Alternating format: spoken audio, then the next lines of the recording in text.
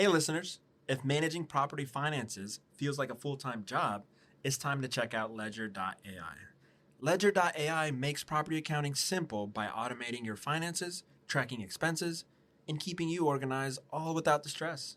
It's like having an accounting pro in your corner so you can focus on growing your portfolio. Visit ledger.ai/podcast today and let them handle the heavy lifting. That's ledgre.ai/podcast.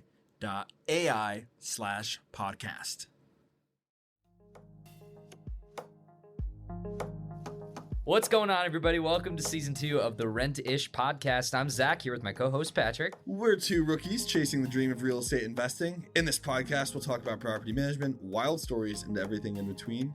We don't know it all yet. But that's the point. We're learning as we go, just like you.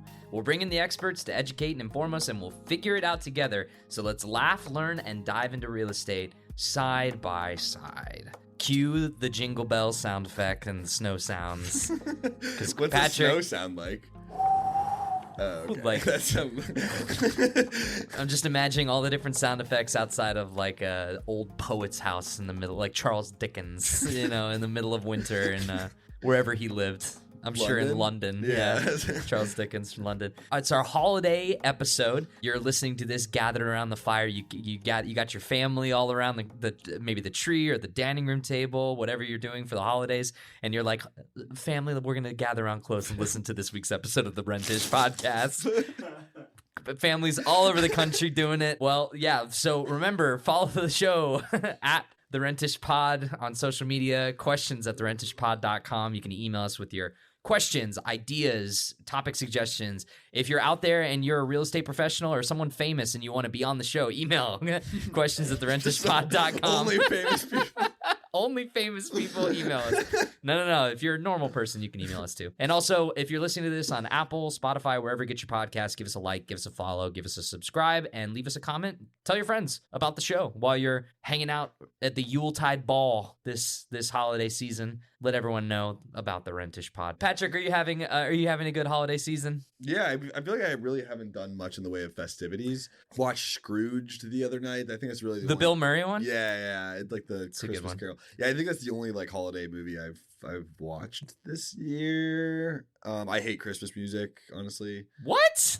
Dude, like there's like what's your problem with Christmas music? It's okay when people say like, "Oh, that song's overplayed," it's always a Christmas song. No, just in general, like for like I don't know, let's bring up like "Don't Stop Believin'" or something. Like, oh, I don't like that song; it's overplayed. If you're talking about overplayed songs, Jingle Bell Rock, Winter Wonderland, like the songs that especially having worked at JCPenney and also doing Christmas in July, also. I'm so over what it. Christmas in July? Yeah, it's like a JCPenney sale thing. It's like a way for them Gross. to like yeah. Oh, I agree. But the Christmas music only happens once a year. It's like for a few weeks around the end of November into December, and then it's like gone for another year. Yeah, if you're dating my girlfriend, like, and right after Halloween. Oh no, one of those. Yikes. So here's the thing: a lot of those Christmas songs that you mentioned, Jingle Bell Rock, Rocking Around the Christmas Tree, whatever, Winter Wonderland, All I Want for Christmas Is You. Those songs, yes, overplayed. I love like classic crooner Christmas. Like one of my favorite albums to put on in the holiday season while I'm cooking dinner, decorating the tree, is like the Frank Sinatra Christmas album or Bing Crosby. It's like, I'm dreaming of all those songs. Good. It's like, those are awesome. Like I love the vibe that those put. I like the Nutcracker. Talk about old school, the Nutcracker soundtrack. Yeah. Like, isn't that it? Yeah, that might be it. I was going Oh, and then there's also We're a couple A-grade musicians on this podcast, man. I'll tell you what. But yeah, we're doing a holiday episode, which means we get to just have a little bit of fun. We've done a lot of great episodes recently. Shout out to the producers of the Rent-ish show. Musée, you included, Charlene, Elliot, you guys listening and editing. You guys have been doing a great job of getting our guests too. So we've had a lot of great episodes recently where we've interviewed some awesome people in real estate that have been able to kind of educate and inform us. You learned a new LP. You learned LP. Tell the people. Limited partnership. Yeah. as opposed to an unlimited partnership. Yeah, we're really learning over here, and I hope you guys are learning out there too. Christmas movies, I haven't watched many yet this year either, but I always wind up watching The Muppets Christmas Carol and National Lampoon at some point. I'm itching to watch National Lampoon this year. It'll happen. What about you? Well, I was gonna kind of use that into a transition, but what do you got over there? What are you watching around the Christmas time? Usually Home Alone. Like, it's just because there's a kid in all of us, you know what I mean, that wants to rebel and just wants to fight off and fight for your family, man. And so that's why. Well, speaking, you brought up Home Alone. We are going to talk about Home Alone because we're going to do the prop. What is it called? Movie reel. What is it? Real movies. Real estate. Real estate real, right? Real estate real. What's it called? REEL, right? Real estate REEL. But yeah, the first real is REAL. Yes. Yeah. Hence the pun. It's pretty funny. Two versions of the word real. One refers to movies, one to the real estate thing. It's a good one. It's right in front of you, Patrick. Actually, no, where is it? It's in the doc. It's like the first sentence. Welcome back to Real Estate Real. Whoops. Yeah, we're going to talk about the Home Alone house. I did have a very spirited argument with my friend one year about if Home Alone is a Christmas movie or not. So that's when people, because it is, I think most people agree it is, but like my argument, because when people say Die Hard isn't a Christmas movie, my argument is if Home Alone is a Christmas movie, then so is Die Hard. I agree with that. So, I agree with that. So like, yeah, yep. if you're saying Die Hard isn't, that's fine. Home Alone also isn't. Wait, why is Home Alone even being questioned? I don't. Because it's not about Christmas. It's like every Christmas, a Christmas movie to me is something where it like directly involves like the holidays, the only thing, or like some kind of message of the spirit of the season or something like that. But so it's like Elf, Christmas movie, Santa's, elves, all that stuff, Christmas time. Home Alone, it just so happens that story happens around Christmas. The family leaves to go on vacation. He's home alone, but it's not about Christmas. Like, it's about him stopping the wet bandits. I'm gonna drop this on you, and if you respond, I'm muting your mics. So look. Every time Christmas morning, Kevin ends up being like a redeeming part of it, like where they're all like together. He's remembering the people, and I feel like that's kind of showing the Christmas spirit. Die Hard is just like it's during Christmas time. Yeah, but it's a Christmas movie. I think it is. Die Hard is. Yeah, but I feel like there shouldn't be any question on Kevin McCallister. Speak, and I'm muting. The podcast just goes silent and the episode ends. Yeah. No, you agree with him? I agree. I mean, like, if you're saying like a Christmas movie directly has to be like have Santa in it or revolve around, I don't know, like the birth of Jesus Christ. Those are really the only because otherwise, like if a movie takes place on Christmas, has Christmas music in it, has like Christmas aesthetic as a major part of the movie, which Home Alone does, and Die Hard also does, and Christmas Vacation also does, I think that counts in my opinion. Sure. I think it's all semantics because it's still Home Alone is a movie that makes you think of the holidays. Yeah. And of the winter and all that stuff. As a kid, I was a bigger fan of Home Alone 2, Lost in New York. That's really, because I actually don't like that movie. Really? Yeah. Still to this day? Home Alone 2, yeah. When was the last time you tried to watch it? I rewatched both of them back to back. I do really like the first one, but the second one, for me, the funniest thing about the first one is Harry and Marv, like the Wet Bandits. Yeah. And I just think they're too over the tops, like in the second. Like the funniness of them, like they're just too stupid and not like actually funny. Sure. I don't know. It's just it ruined it a little bit for me. Man, I love ordinarily I would hate something like that. Like you have this really simple story in Home Alone 1, and then the second one is like, okay, well, what if the kid's lost in the biggest city in the United States? And what if he has to defend this giant apartment building against the Wet Bandits? Like that would be like ratcheting it up in a way that I think would be normally bad, but it's so comically violent. Kevin McCallister brutalizes those men. He electrocutes Marv. Where he's like, he turns into a skeleton. And he turns into a skeleton. Okay, I will give you that. It's That's so funny. It's also the one where he's like throwing bricks on the top of the building. Yeah, it pops him in the head. I'm like, those men are dead. They are dead. He blew up his head, or like he put fire on his head. Oh yeah, he straight up catches him on fire. He gets like tarred and feathered too, or something. That's in the first one. Though. Is that the first one? Yeah. Okay.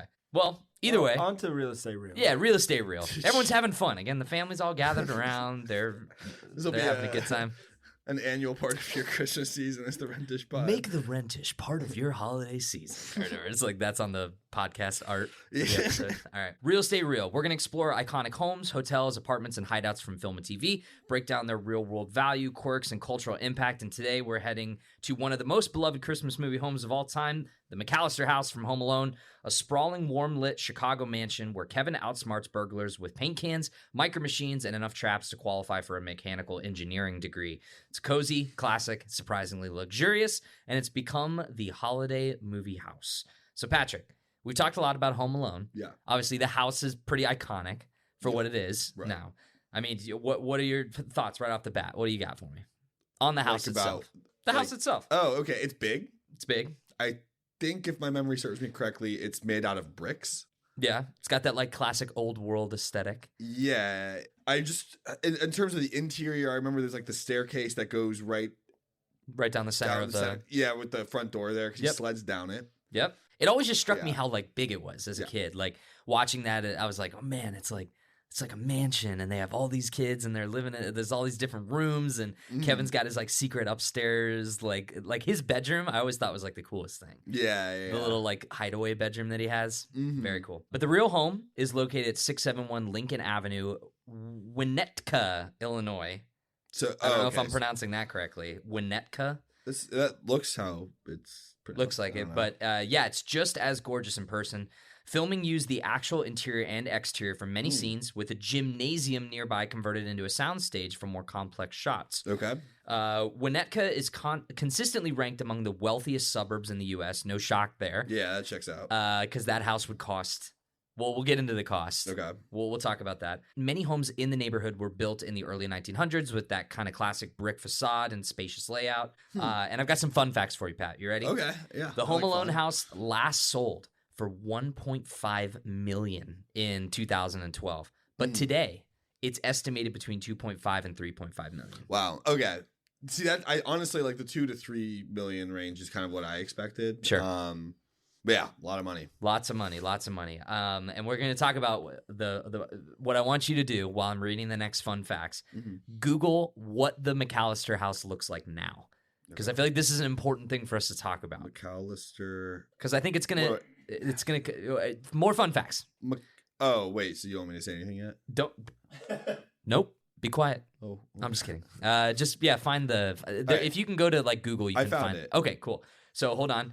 Okay. Winnetka's median home value is around $1.2 million, and the McCallister house is well above average. And after the film's release, the home became a tourist hotspot, so much so that the village had to install no stopping signs next to the house. Stay with us. We'll be right back.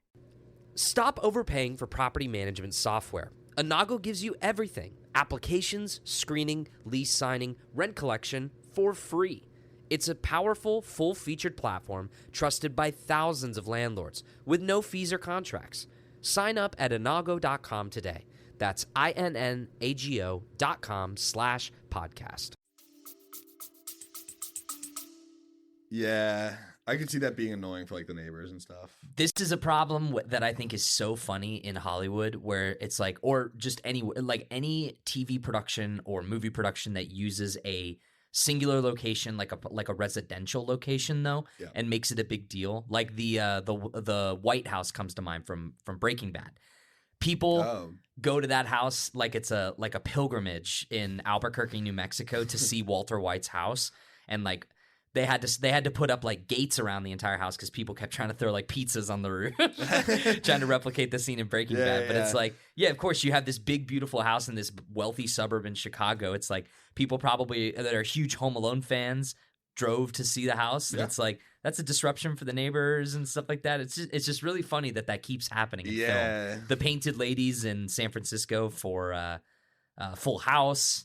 The houses in Full House or whatever, you can go to those in San Francisco, and people just like congregate there in front of these houses that are owned by people, and that make it hard to like back out of their driveways. But what'd you find? Tell me what you found on your Google searching. So it looks like they redid it, and looks like it's kind of like a disgusting like white now, like just like white and black interior, like very like like kind of characterless hyper modern. Yep. I don't know.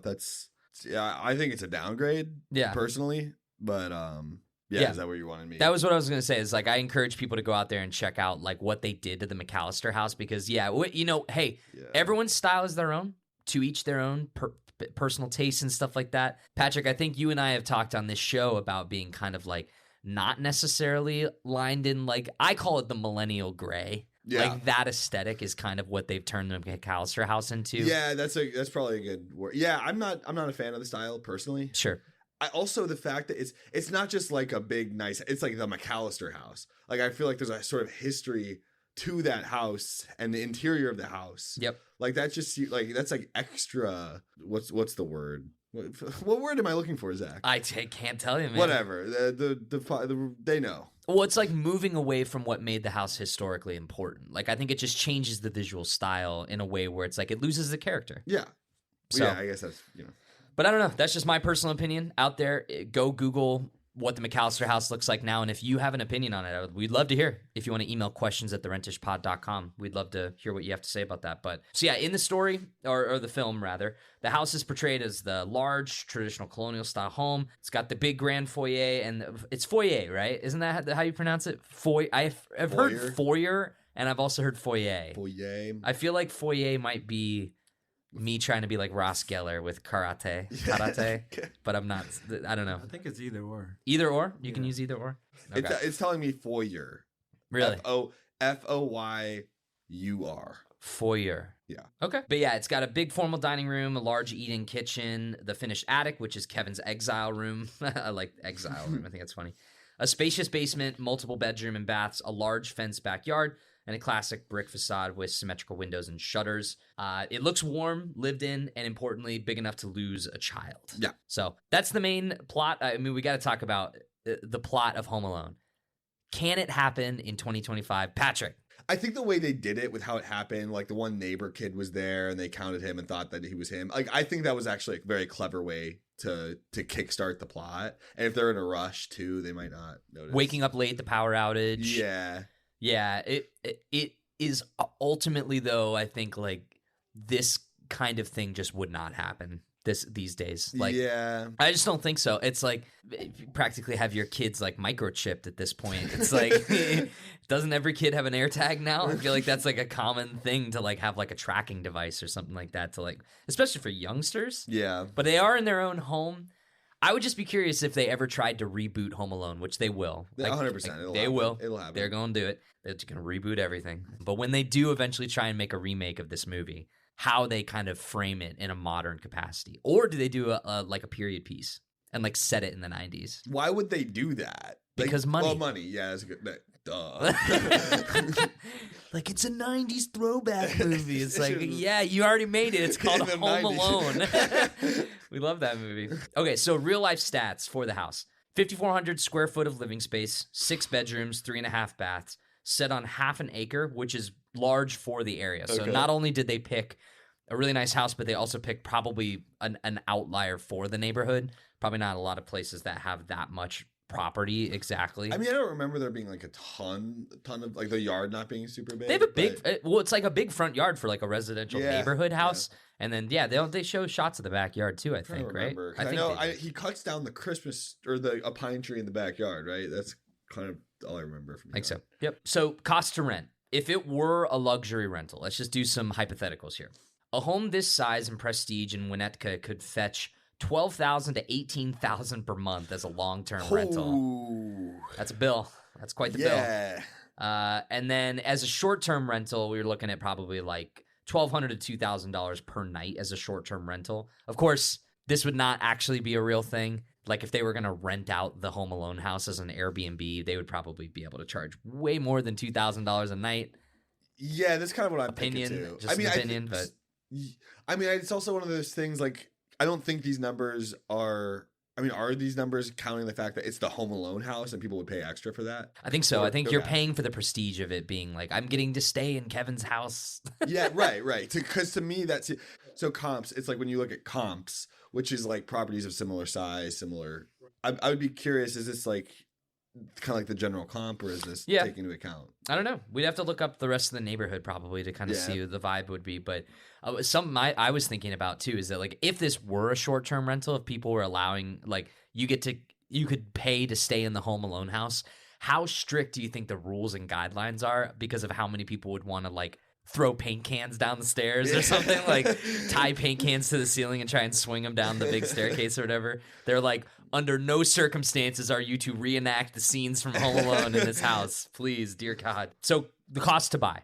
We talked about it a little bit earlier, but estimated value right now, if it went up for sales, anywhere between $2.5 million to $3.5 million. Kind of just depends on the market conditions, and high-end renovations could push it further. I am curious, now that they've completely changed what the McCallister house looks like on the inside, the next time it goes for sale, I will have to keep tabs on this stat just to see where it ends up. Cost to maintain. This is a funny one too, because you think about like the cost of owning the house or renting the house, but then you don't think of like it's a big home, it's an old home, and that comes with more costs as well. So property taxes in Winnetka often $30,000 per year or more. Ugh, that's insane. That's disgusting. That is a crazy number. Heating a 5,000 square foot Chicago home in the winter, very costly as well. We don't have a number on that one. Just very costly. It just says very costly. I mean, they haven't invented that number yet. It's so expensive, it doesn't exist. It's $1 bajillion. Producer Muse is doing some research. Insurance premiums also higher due to the age of the house, the size of the house, and maintenance on the home on historic homes like that can be like 1% to 3% of the home value annually. Yeah. Real estate fun facts. In 1990s dollars, this house was still likely $1 million, making the McCallisters very wealthy by pretty much any standard, which is funny. You have that many kids in that big of a house. What did the parents do for work? Do you remember this? I don't know that we ever I don't think we ever are told that, yeah. Yeah, I don't think we are. I wonder if anyone ever asked like John Hughes that question, like, what did these parents do for a living? Here, let me look. How are they able to afford such a house? I don't remember that ever saying what they did for work. Anyway, I found it. It could be roughly $300 to $600 per month in the winter. Okay. That seems low. Yeah. Well, my heating bill is like $150, and I live in Cincinnati, Ohio, heating like a 2-bedroom house. I bet you it's way more. Yeah. But that's just a thought. And also, Kevin's dad was a businessman. I am a businessman. That is my career. Hi, my name is Mr. McCallister. I'm a businessman. And his mom was like a fashion designer, worked for a fashion designer. Interesting. I don't really remember them bringing that up, but maybe I'll have to rewatch and pay closer attention. It's deep in the lore, yeah. Deep Home Alone lore, yeah. It's on Wiki, the Home Alone Wiki. The film never explicitly describes Peter McCallister's jobs, but fans have theories ranging from crime syndicate money to very successful business executive. Where did you find that? The next line on the script. Oh, so the businessman thing is just a ploy? Yeah, it might just be a ploy. He might be involved in the mafia. Yeah. But yeah, could the McCallisters actually afford it? It's not a middle-class home. It's upper-class suburban Chicago wealth. The job stuff, the number of kids, international Christmas vacation apply, but it's like high corporate income, old family money, maybe a combination of both. That seems to be like the only way that this family of this size could afford doing this. And they're taking the whole family to Hawaii, right? Or where are they going? Florida? Paris. Yeah. That's right. Paris. Did that add an extra special place in your heart when you were a kid? I feel like Paris isn't really an integral part of that. I do know, because there's I think his brother Buzz says like French girls don't shave their pits or something. Yeah. And I remember like one of my friends like asking when I was like younger, is that true? And I was like, I don't know. I don't know. I'm 10. But yeah, so in today's market, to comfortably afford a $3 million home in Winnetka, a buyer would typically need a household income of $550K plus $600K down payment and excellent credit. So if you don't check those boxes, you might not be able to afford the McCallister house. What else? Some more fun facts, I guess, and we can kind of wind this bad boy down.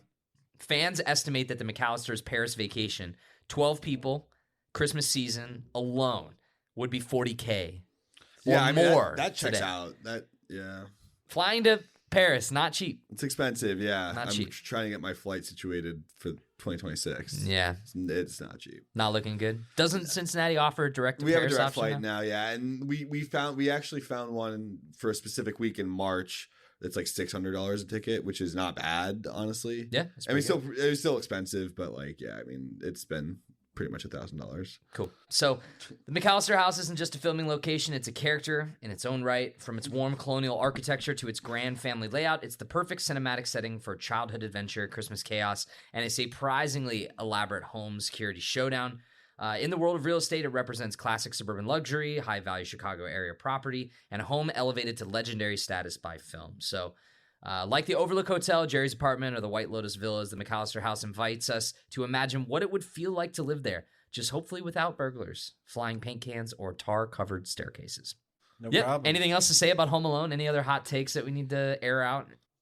Write in to questions at the Rentish Pod with your favorite Home Alone, or if you like Home Alone in general, or if there's a property that you want to hear us cover on Real Estate Real, feel free to send it over there, and make sure to follow us on socials at The Rentish Pod. Like us, subscribe, give us a comment. If you're on a podcast service that allows you to rate it or review it, please do so.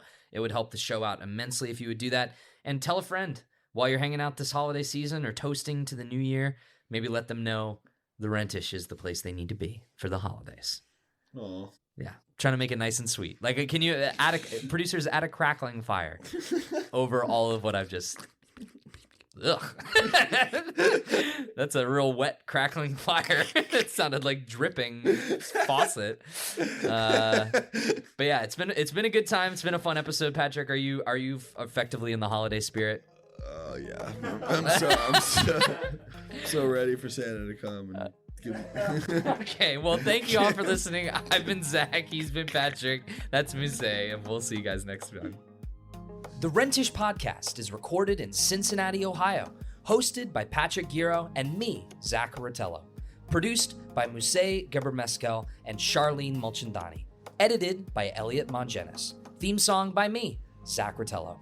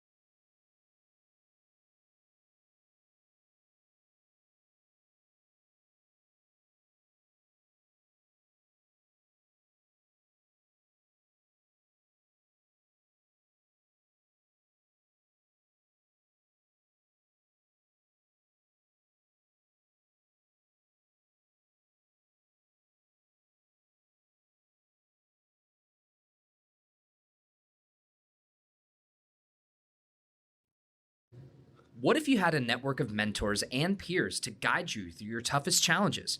Cohorts is a private network of experienced investors who share lessons, insights, and support at every stage of growth. Whether you're managing 10 million or 1 billion in assets, Cohorts helps you build smarter and avoid costly mistakes. Learn more and join the community at joincohorts.com/podcast.